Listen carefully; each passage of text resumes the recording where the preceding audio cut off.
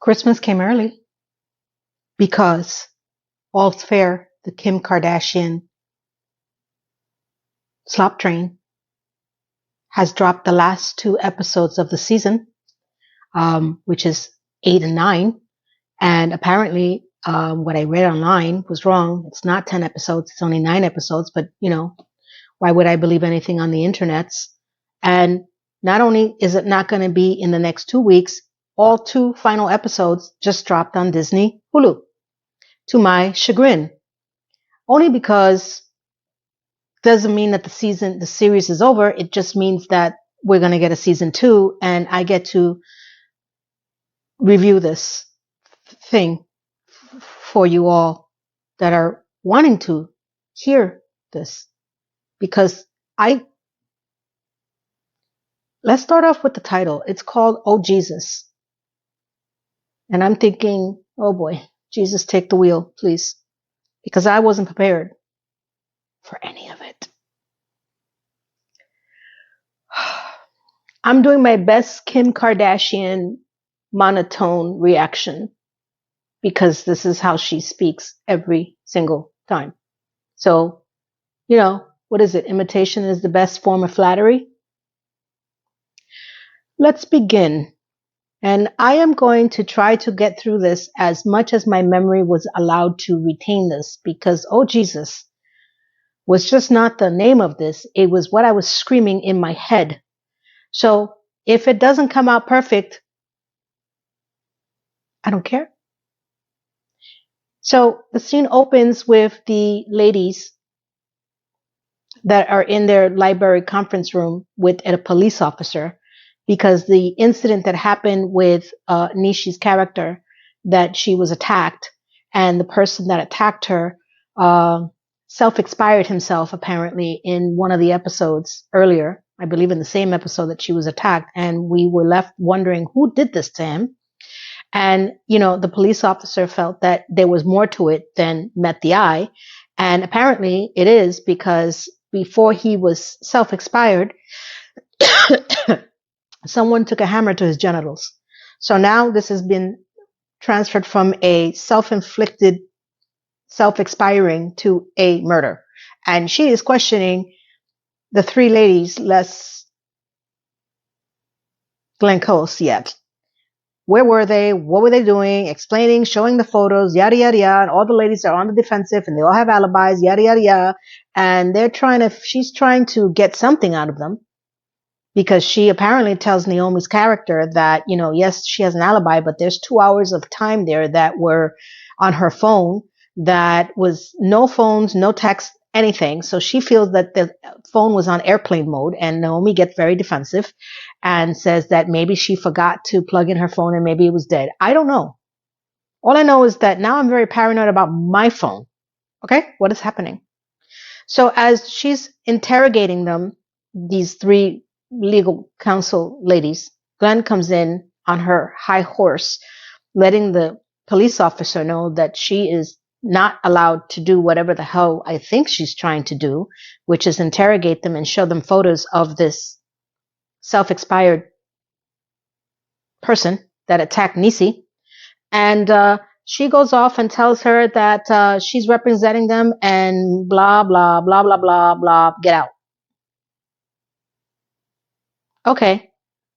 So police officer gets out of the library conference room, and, Glenn is like, wow, that was really hard. And everybody's like, oh. And she's like, I feel like playing hooky. It's fashion week. And everybody's like, what? And she's like, yeah. What's the purpose of having a private jet if we're never going to use it? I have not seen them not use this private jet. And may I just say, what does Fashion Week have to do with this law firm show? Please tell me a little bit. I'm so confused. I'm doing the side to side Kim, because that's what she's relegated to.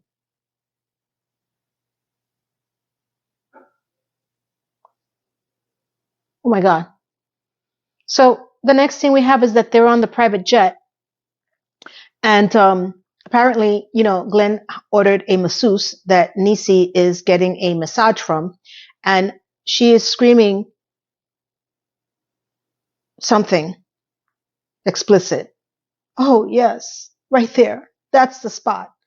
As people are walking by the room, I think it's Kim, and everybody on the plane can hear her getting a massage. And he is legitimately giving her a massage, just that she's acting as he's the second coming of Jesus. So as the ladies are cackling and, they're talking, I don't even know what they're saying as they're waiting for Nisi to come out. Nisi comes out all refreshed, and they all sit down as they're being poured champagne on this private jet with a private masseuse on their way to Fashion Week, because whatever they've been through this entire month has been so difficult, between the loss of Glenn Close's husband and what happened to Nishi, and that they're amazed that they got through it. And so am I, for different reasons. The show. So, this is all set up to say that I think one of the characters said that they need help. Oh, they want Glenn to be officially partner. They want to change their name and add her to the roster of crazy, boring, narcissist. What the hell are you doing on this show? Law firm. And, Glenn Close is like, no, you need someone that's hungry, and then you need someone, that I can't do it because I want to travel more now that I lost my husband. And, I want to make sure I get this correct. Part of the reason they need this is because they have such a workload now that they can't even handle what they have as they're on the plane. I'm sorry, as they're on their private jet being served champagne with a personal masseuse on their way to Fashion Week, because they have so much work and they need help. So if all of you are the only ones that are doing any of the work and you're off to Fashion Week, who's minding the store? What about all those caseloads that you can't? I don't understand what's happening. None of this makes sense to me. So, one of the things that I believe was the ulterior motive of Glenn is to say, hey, it's not me. Pick someone else. Can you pick Sarah's character? And Naomi flips out and says, no, that's not going to happen. And, why do you want this? And we are still playing that Glenn is mommy to all these crazy people, who in turn is also crazy herself, and that she feels responsible for the way that she's turned out. Okay. I think that some of her childhood might have helped, but we'll go with that for now. So Naomi says that if you decide to do this, you will be looking for another partner because I will be gone too. Okay, that's it. Next, we're at the fashion show. They're all wearing red. I don't know when they figured this out. I don't know if they got dressed on the plane. I don't know what's happening here, because I looked for a law firm show. I guess I have to go back to Law and Order to understand this is not a legal drama at all. It's I don't know. Has anybody figured this out yet? So as this fashion show is going up and down, and we're watching them look at all the fashion, because this is all about the fashion, Glenn tells, Naomi's character that, she really wants her to rethink this because, and she tells her, this is a secret. Don't tell anybody, because I love when people say that. So then if it's a secret, why the hell are you telling anybody? That part of the reason why she feels responsible is because, and, maybe that Sarah's character is a little loopy or crazy, wicked. It's because she found her father, who self-expired himself as well. And when she was a child, and she found him. And Naomi's like, oh my God, I didn't know that. And that she would give her a chance, but she needs to interview just like everybody else. Okay, sure. We'll go with that. The next thing we have is Sarah's character, Wicket. And she is watching a movie with her baby daddy, who is a Will and Grace situation because he's gay, and I guess they agreed to have a child together. And, you know, in this melee of conversation is, you know, he's saying to her, when was the last time you were attracted to someone? Because they deserve boyfriends, because they're rich. And okay. And she says, quarterback, Kim's ex-husband was the last guy she was actually attracted to. And he's like, oh my God, that's not your type. That's more my type. And why do you like him? And she's like, because he reminds me of my childhood crush. And he's like, who was that? And she says, Jesus. And he's like, yeah, but who? She goes, Jesus. I used to rub one off to Jesus, and that the quarterback reminds her of Jesus Christ, holy. Oh my God. I couldn't even keep a straight face when I saw this 4 times. So as he's laughing, she's like, he does with the hair. And have you seen, you know, Jesus on display with the abs and the hair? I don't think he was taking a portrait to be recognized in that manner. This has become very disturbing to me. I am a Catholic. And even if I wasn't, I would like to protest on behalf of people who want to write well. What is this? What is happening here? Like, I guess I'll wait for the epilogue if I could get through this.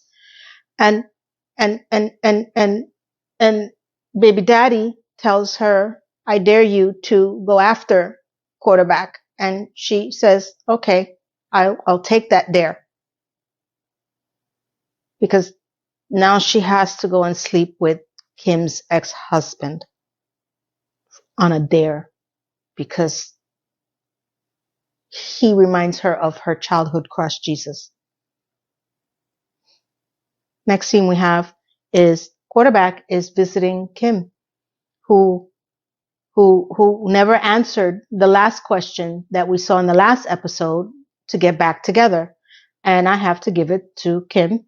Apparently the budget for clothing has been increased because now there's actual fabric in her clothing. She's not boobicized. She doesn't have a slit going all the way up to her hoo-ha. She's actually wearing full clothing with like coverage. And, you know, I guess the one thing I can give credit to Kim is that she is not a size 0, like what's happening in Hollywood now, where everybody is on Ozempic, and they look malnourished and like as if the wind is going to take them. I can at least put a positive spin on whatever's happening here. I don't know if she'll ever go on it, but you know, it was nice to see, and that goes for the entire actual crew, to be honest with you. It was nice to see people who don't look malnourished and they look healthy. Now, if it's maybe fabricated, you know, liposucked and the tummy tuck, okay, I get it, but they're not waifs. So that's my only positive spin I can give on this, because I don't understand what's going on.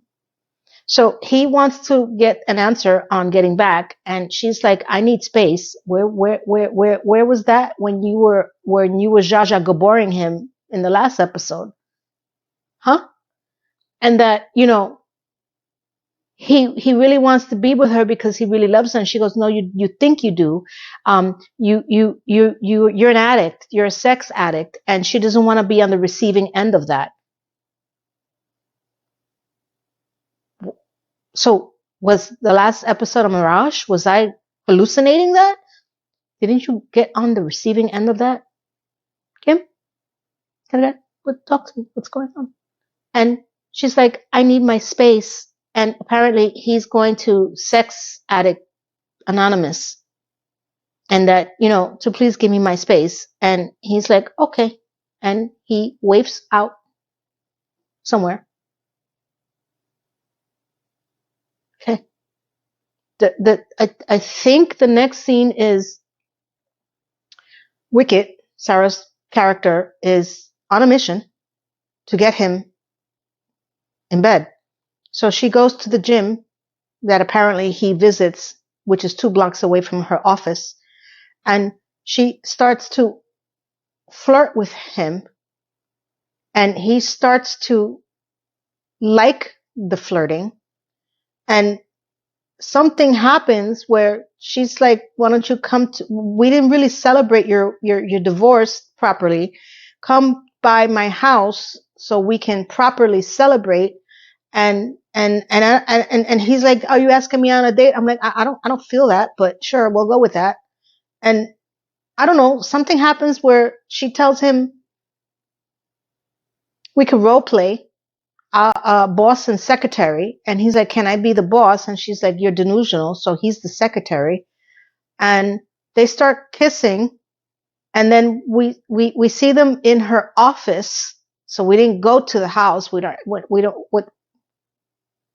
as they're expressing their feelings for each other very loudly, and she is the boss, and they're role playing, and he's the secretary that doesn't want to get fired.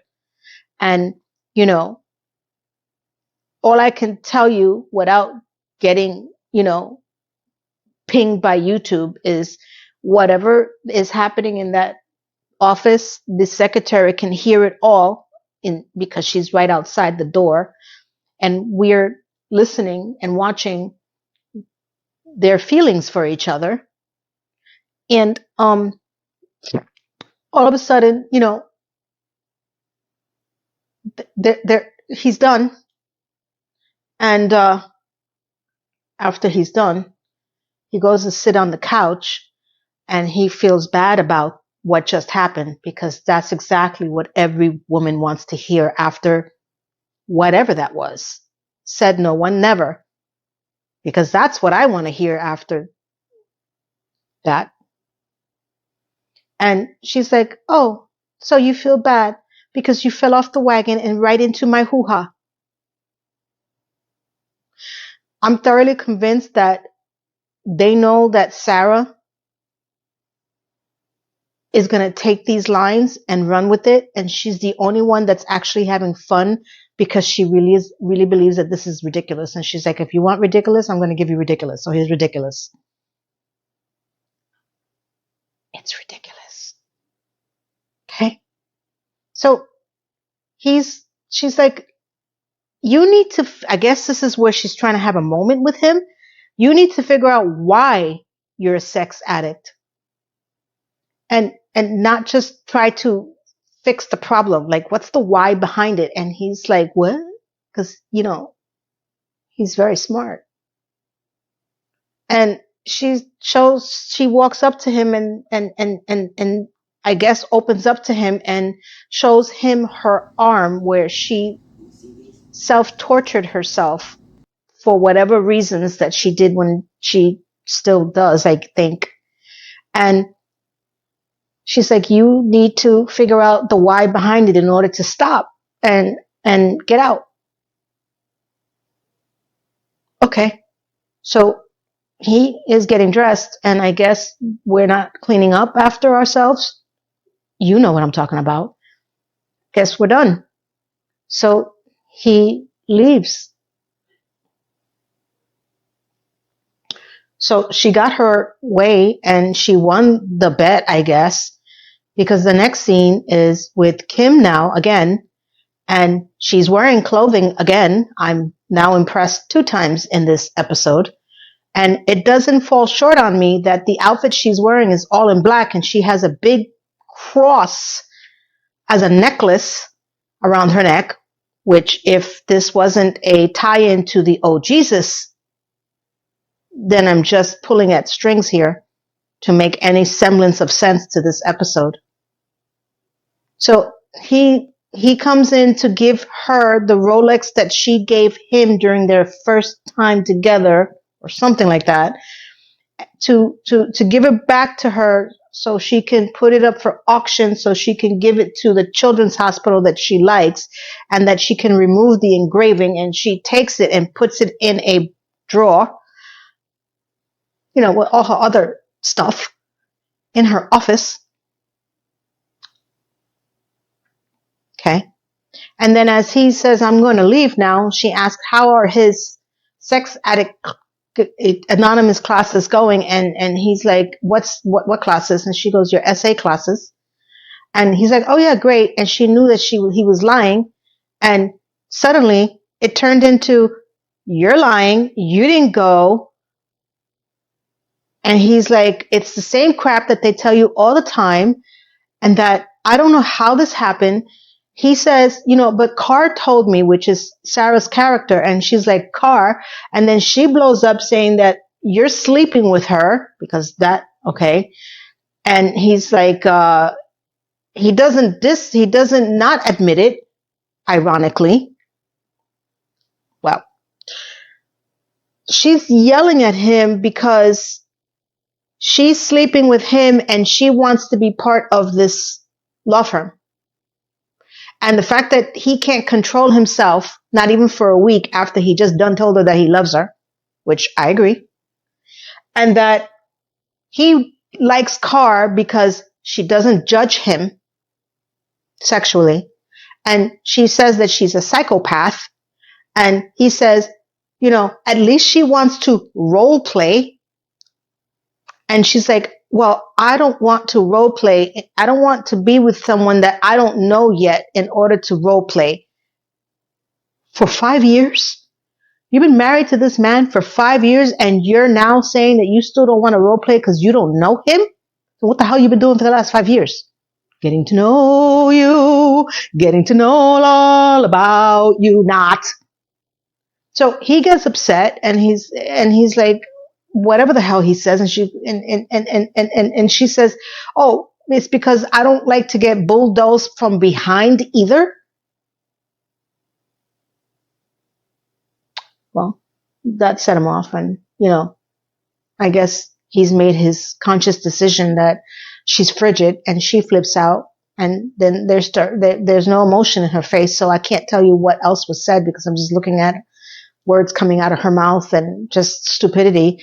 And they get mad and they walk out, and she tells him to get the F out of his office with no expression. And he's like, okay, well, I'm glad that we're not going to get back together or something like that. And he walks away, and she walks into, I guess, a room in her $50 billion office, and she just looks out into the window, the fourth look that she normally gives. So we have discovered that she doesn't like role playing, which explains her not being able to act. Doesn't like to get bulldozed from behind. 2 words I never want to ever hear put together again.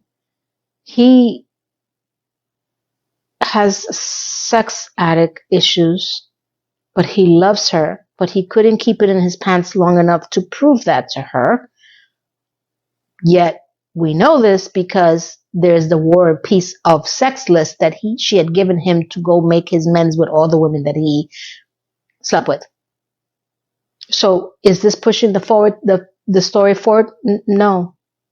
So I don't know what happened last week with Zsa Zsa Gabor and the whole sex scene and I love you and I don't understand what's happening. You knew all this, and now you're telling him you don't want to be with him and you don't trust him. So what happened that night? How much alcohol did you have at that funeral or wake or whatever the hell that was? What was the purpose of that scene? One wants to know. Not this one, but somebody may want to when they watch this video. And if you do know what it is, talk to me. So,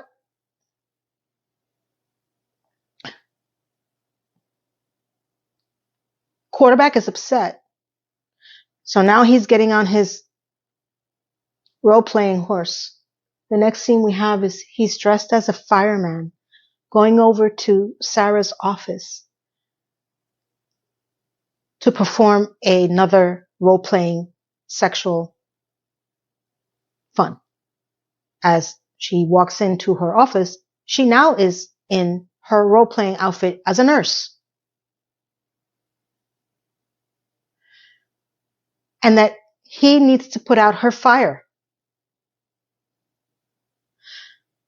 And he has to take her down from the ledge that she's on as she's spewing words of, I had to give mouth to other people even though they didn't need it.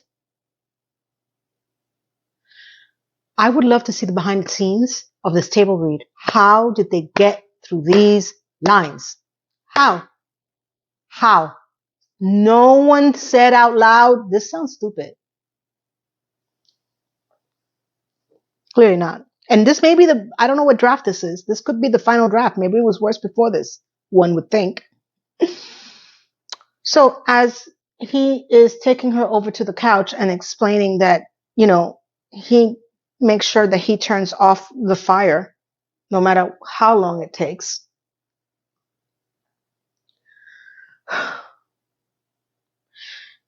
He wants to take the fire out from the back of the building. I'm going to use as best metaphors as I can because I had to think about how I was going to put this. And she's like, oh, okay.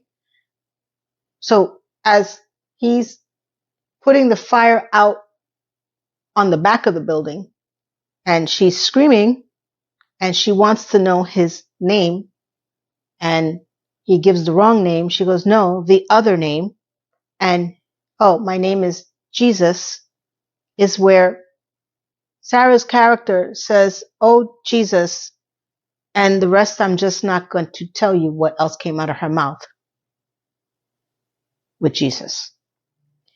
The issue is, on top of this, as we have to listen and watch Sarah get her fire quelled, and she's about to make sure that the water is sufficient enough for the fire in the back of the building moment. He's like, oh, please take care of the fire with your water. Allura, which is Kim's character.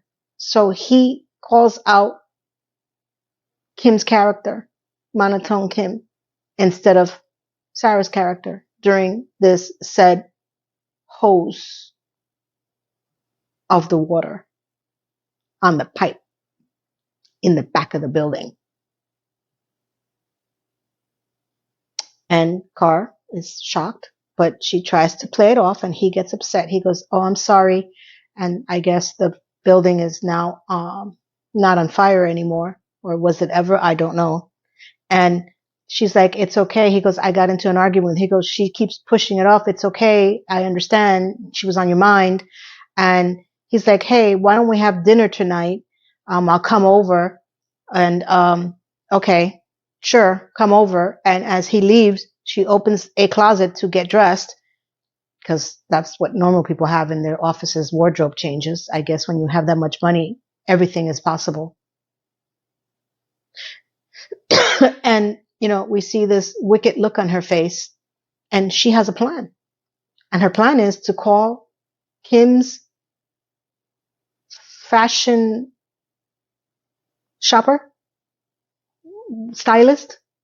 And she asks, do you know Kim's? And she goes, yes. And she goes, I want you to make her I want to look like her.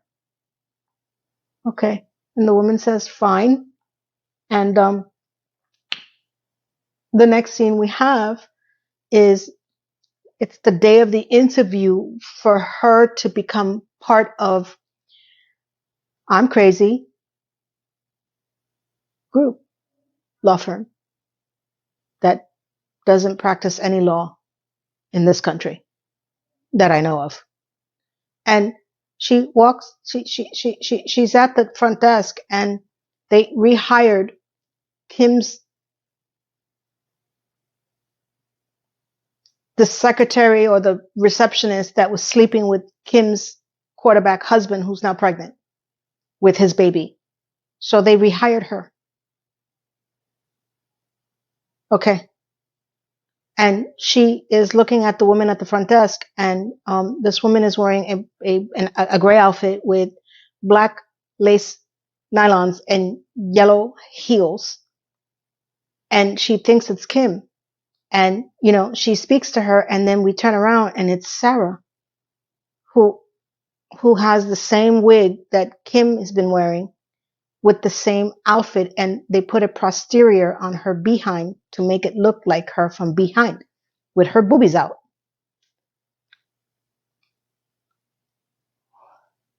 Are we not worried and concerned?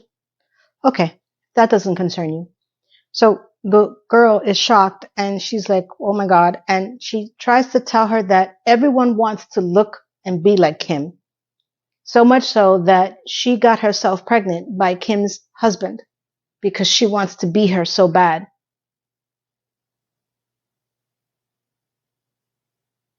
Well, that's one way to imitate her, to have the baby of her ex-husband will make you just like her.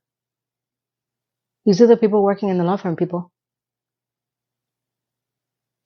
So, she's saying that everybody wants to be like Kim, but everybody still needs somebody like you, and you're the badass bitch, and you should be yourself. I think that's what she said. All of a sudden, Kim comes out in a gray outfit similar to what Sarah is wearing, with the same tights and yellow shoes.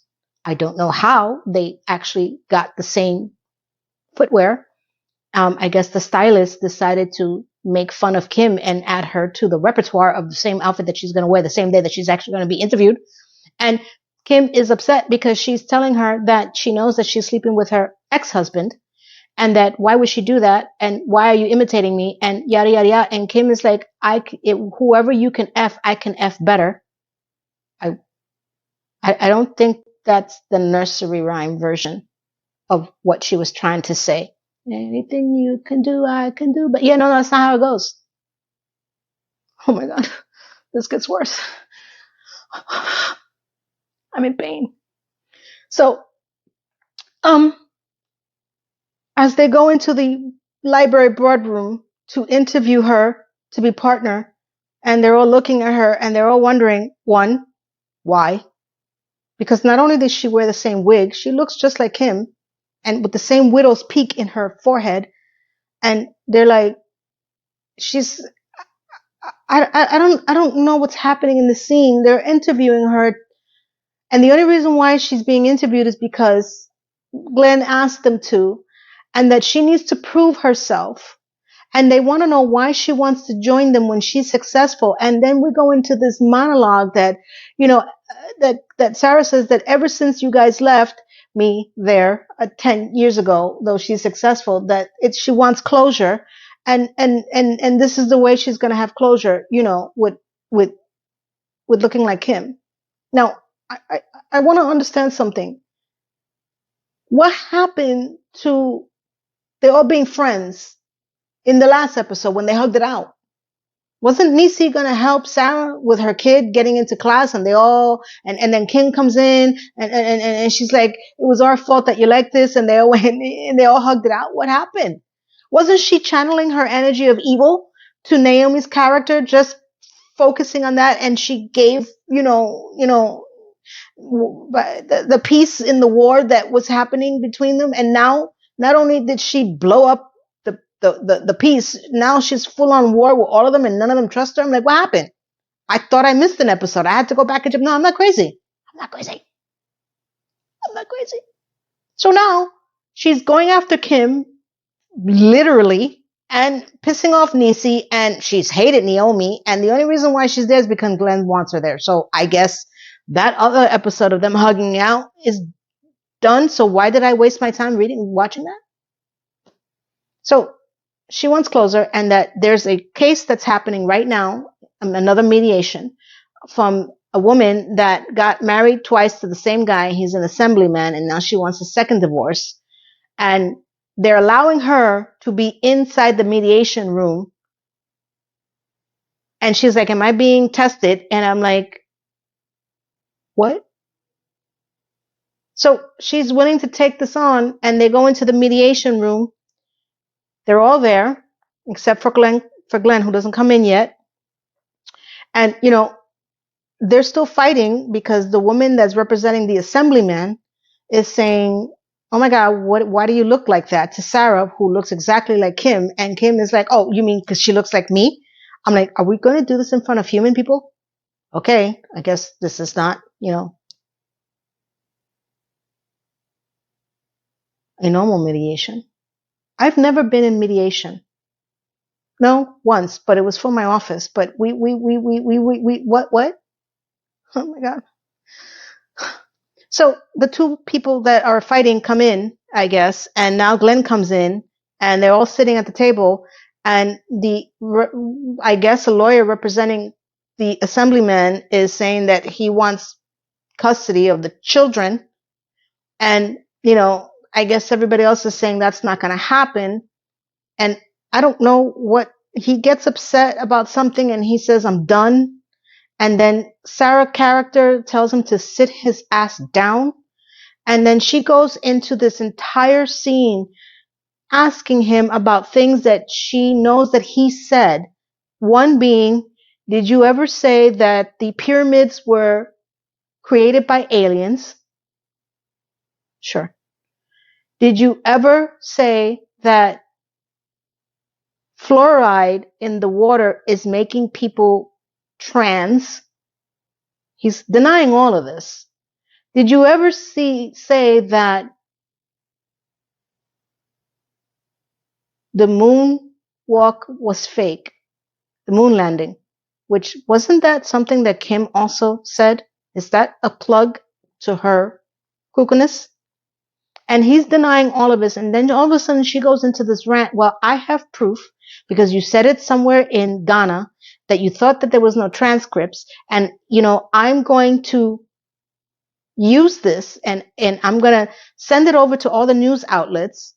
If they don't hear from me within the hour, that this is resolved, and that your bid to become an assemblyman again, you'll be memed, and your political career will be over, as she sternly tells him. And so is mediation blackmailing? Is that how this works? Because this is not the first time I've heard the blackmail scenario in this show. So he agrees to an 80-20 custody with supervised visits over things that she has transcripts over that will ruin his political career. His attorney doesn't say shit. And Glenn's character says, "I told you so. She's good." She's a psychopath. But then again, I've seen other blackmails throughout the series that they all do. So yeah, this makes sense. She belongs there. I vote for her. What do you? As a matter of fact, she had more emotion in the Kim outfit than Kim has in this entire season. I'd take her on I will be her client. She's scary, but we need scary. I need someone that can verbalize through threat, I guess, and actually has facial expressions and tells you to sit your ass down versus whatever the hell Kim is doing. And for that matter, all of them. This was the best non-legal, legal mediation scene I've seen in the entire show. So they won. So now, as she's walking out with her yellow shoes and her black stockings and her gray outfit and her Kim wig and her breast out, Kim chases after her to the elevator and she says, "I will be busy later, having sex with your ex-husband." And Kim wants to know, why does she keep throwing that in her face? And so do I, because I thought you were best friends. And, she says, because I know it's more important. What's more important is not the fact that I'm sleeping with him, and I'm not, and bye. Because I don't know what happened. I stopped listening because I can't watch the two of them. It's like watching a mirror. It's like, oh my God. They pan on her, they pan on her, they pan on her, and they both look the same. And I'm like, this has got to stop. So Kim, I believe, tells her that she's never going to get a seat at this table. That's what I remember, I think. And the elevator closes. The next scene we have is that now Sarah Wickett is cooking for Quarterback, because remember, he was coming over after I'm going to call you my ex-wife's name during the back of the building fire incident, for lack of a better word. And she's burning the house down, and she's making beef stroganoff with roast beef thinly sliced in from the deli. And quarterback says, you're putting deli food into beef stroganoff. Now, I'm no chef. I love to cook. And I'm glad he asked the question. But is that what that means? That you can go to your local deli, get some thinly sliced roast beef and put it in your stroganoff? Has anybody done that? Is that how, do I need to look this up? I don't want to look it up because I don't understand what's happening here. There's smoke everywhere. And, he's making fun of her because it tastes disgusting, of course. And she's trying to get it on. She's like, what are you trying to play hard to get? And he's like, no, we're going to stop. I don't want to do this anymore. And she's like, what do you mean? You came all the way over here to tell me that it's done, it's over? He goes, yes, I'm trying to be a nice person. And she's like, I don't know what she said because I can't see beyond the smoke and the roast beef stroganoff. All I know is that he says, we're going to stop. She says, okay. I want to say he leaves and he wants to be friends.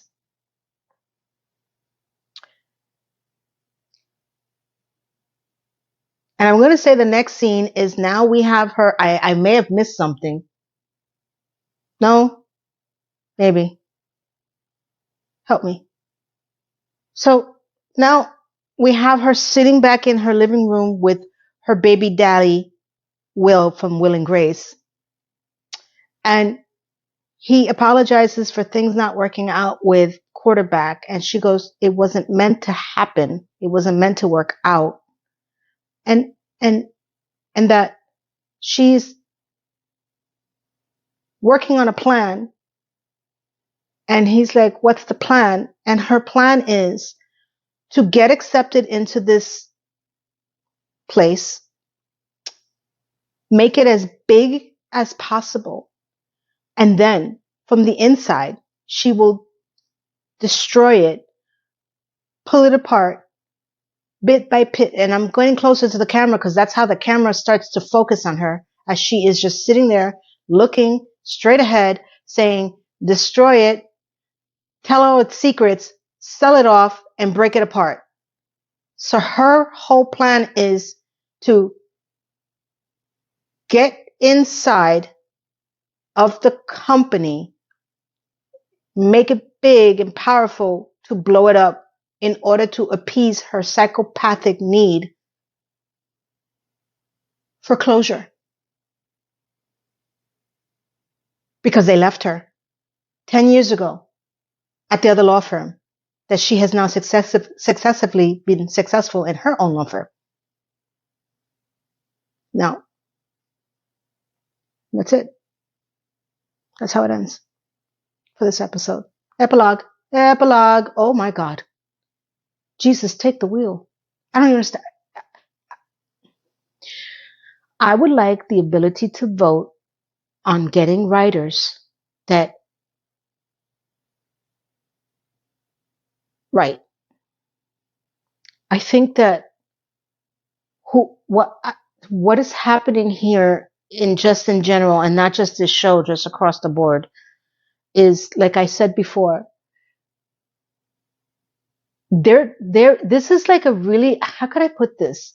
This is almost like a really bad 90s parody movie that is not funny because I don't know what they're making fun of. And they're stuck in a time travel. Like it's not fresh. It's not new. It's not funny. It's not progressive. It sure the hell I don't feel empowered at all. Like they're taking everything that maybe was in the 80s and 90s with those really funny, bad, that you look at it now and you'd be like, wow, that's really bad. I can't remember anything off the top of my head, but I can remember the feelings that I would watch. And they're just recycling it and they're trying to be something that they're not and trying to give a message of, I got money and you don't. And this is what I'm offering. Take it. Sarah is probably the best person in this entire episode or season because she knows what it is and she's dialing it up to the umpteenth tower. I really believe that these other actors, which I'm shocked that they think that they're doing something good here. You know, like they think that they're making a good show. And what's crazy to me is that between Glenn Close, Naomi, Kim, and Niecy, they're going to be fine after this show falls flat on his ass. Because they've already established names. I don't know how far they're going to go on getting better scripts or moving forward. I feel for the character of the quarterback, the actor, because I don't feel like he's going to get anything better because this show is so bad. And it's like one of those things where you watch someone and you think that this is going to be your stepping stone to something better, and I don't see that happening because Kim is going to go off and be Kim and her skims. And Glenn Close has a legacy. How many more roles is she going to really play? Niecy, I don't know what Niecy's going to be doing after this, and I can't remember much what she was doing before this. And Naomi, I feel like they see something in Hollywood already happening, and they're riding that train before everybody else gets on. They're like, listen, we're not getting any good roles. There are no good scripts. Movies are dead. This is the way to go. Hop on now. Let's get what we can. And once it crashes, we're going to be already off the train and we're going to make our money and we'll be fine. Because the one that's going to suffer is the quarterback. And I think the receptionist has another movie out. I wish I remember what it is. She already has something else in the works or something like that. And we're the suckers. Because I'm listening to all this madness that's happening with Netflix buying out, Warner Brothers, and I'm seeing all the streaming content that's coming out on all platforms that are all garbage, and I'm like, shoot me. And it's like what I said before, we're stuck with this because there's no Nielsen ratings. They got our money. Do you understand that Netflix and all these people are fighting for our money, our subscription money? Because we pay into whatever garbage they put out there. It's not like before. So, like I said, whether I hate it, I don't have a choice. I've already paid into this. This is why I'm reviewing this. And I hope that you guys help me out with getting this out. Because there's no positivity here. And I feel bad for us, the viewers. I would love that at some point we can rate these shows and let them know. Like there has to be a campaign. We need to take control. As viewers, we have to say something. We have to say no more, please stop, please. And I really feel like these people know that this is happening and this is why they take these roles and they're like, I don't care. How's this? I just want to make my bag. Because I can't believe that they actually think that they're doing good with this. There's not a funny moment here. There's no positive, even girl power, even DEA, whatever the hell you want. I don't care. There's nothing. So, did you watch this? Are you not watching this and only watching this review? I gave you the best that I could. Thank you for letting me rant. Guess what? The last episode, number 9, I already watched it and I might be drunk. I forewarn you right now. It's coming because I don't want to see season 2. I don't want to see season 2. Not unless they do a complete turnaround and change the direction of this show. Thank you for watching. Thank you for subbing. Thank you for putting up with me. I hope I don't know if I made this funny. I don't know. I really don't know. But I know that I love you guys, and I know that I love that you stay with me and that you're with me on this. So I guess Christmas came earlier. I don't have to worry about this next week. I can focus on my other, review on the Sex and the City recap, which we're coming up on the last episode, which will come out this weekend. And then the year 2000 and the season. It's the only thing that brings a smile on my face. So have a beautiful, first of all, before you even leave, do me a favor. If you haven't subscribed, consider it. If I brought value to you, hit that subscribe, like, comment, share, hype, spread the word. The show will be good. And then afterwards, if you're so inclined to do anything that I asked, even if you don't, I want to wish you, one, a blessed day, a blessed week, a blessed month, from here to around the world that I reach. Thank you, everyone. Goodbye. Mwah.